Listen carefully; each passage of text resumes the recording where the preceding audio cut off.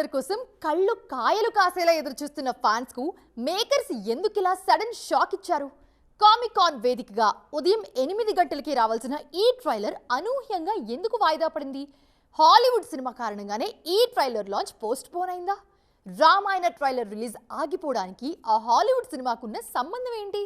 Ranbir Kapoor, Sai Pallavi, Yash combination లో వస్తున్న రామాయణ సినిమాపై దేశవ్యాప్తంగా భారీ అంచనాలున్నాయి. శాంటియాగో కామిక్ కాన్ వేదికగా ట్రైలర్ లాంచ్ ఉంటుందని ఫ్యాన్స్ అంతా ఎంతో ఆసక్తిగా ఎదురుచూస్తూ ఉన్న సమయంలో చివరి నిమిషంలో మేకర్స్ ఈ ట్రైలర్ లాంచ్ ని వాయిదా వేస్తూ ప్రేక్షకులకు కాస్త నిరాశపరిచారు. ట్రైలర్ రాకపోయినా మేకర్స్ అద్దిరిపోయే గుడ్ న్యూస్ మాత్రం అందరితోనూ షేర్ చేసుకున్నారు.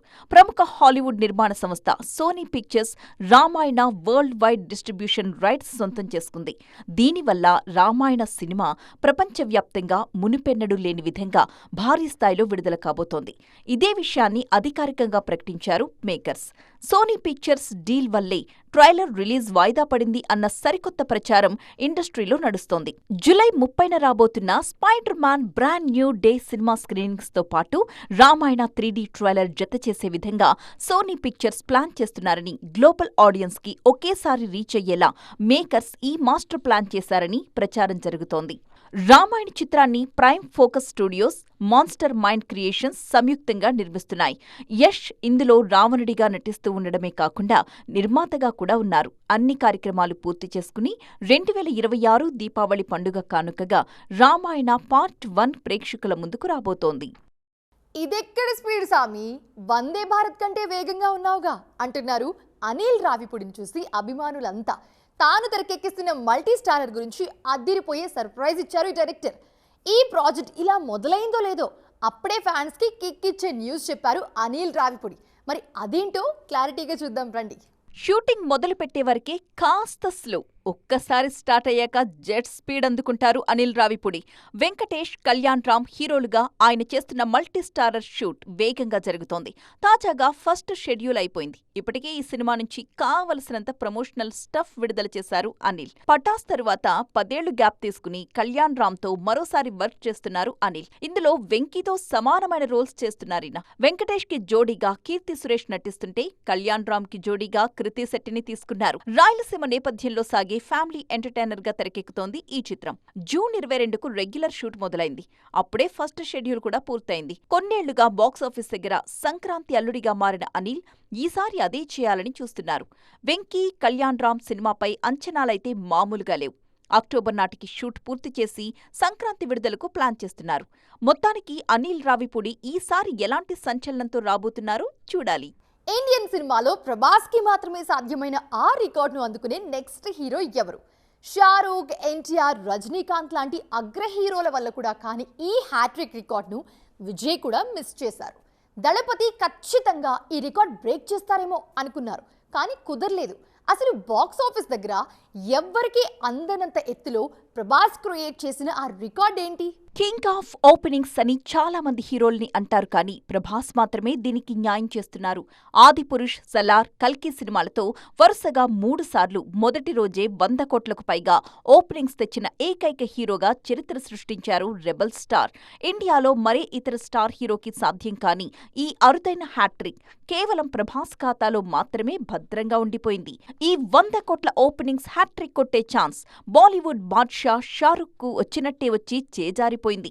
పఠాన్, జవాన్ సినిమాలతో వరుసగా 100 కోట్లు కొల్లగొట్టిన కింగ్ ఖాన్ కి డంకీ సినిమాతో ఊహించని విధంగా బ్రేక్లు పడ్డాయి.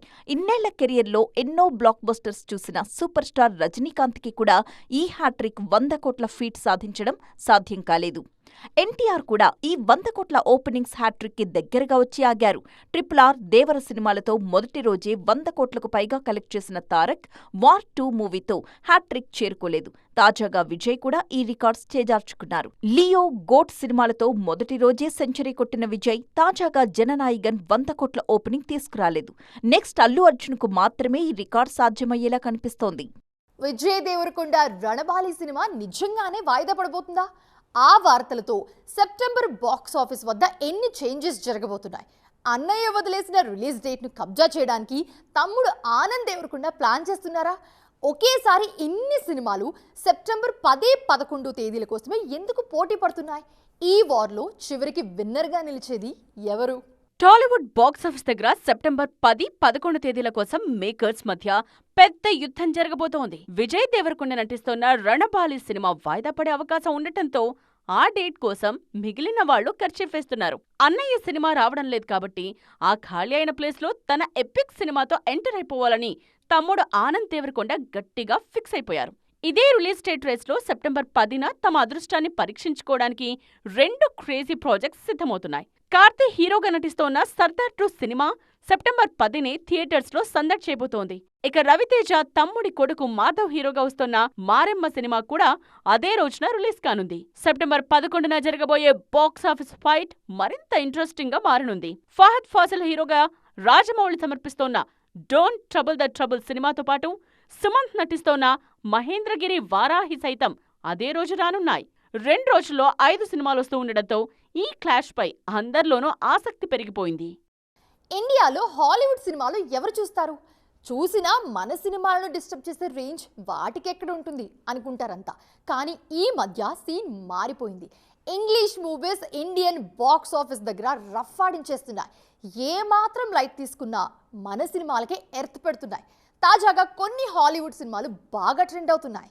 ది ఒడిస్సీ గత వారం రోజులుగా ఇండియన్ బాక్సాఫీస్ దగ్గర బాగా వినిపిస్తోన్న పేరిది. క్రిస్టోఫర్ నోలన్ తెరకెక్కించిన ఈ చిత్రం టాక్ తో పని లేకుండా కలెక్షన్స్ కొల్లగొడుతోంది. వరల్డ్ వైడ్ గా 6 రోజుల్లో 3,000 కోట్లు వసూలు చేసిన ఒడిస్సీ ఇండియాలోనే 105 కోట్లు దాటేసింది.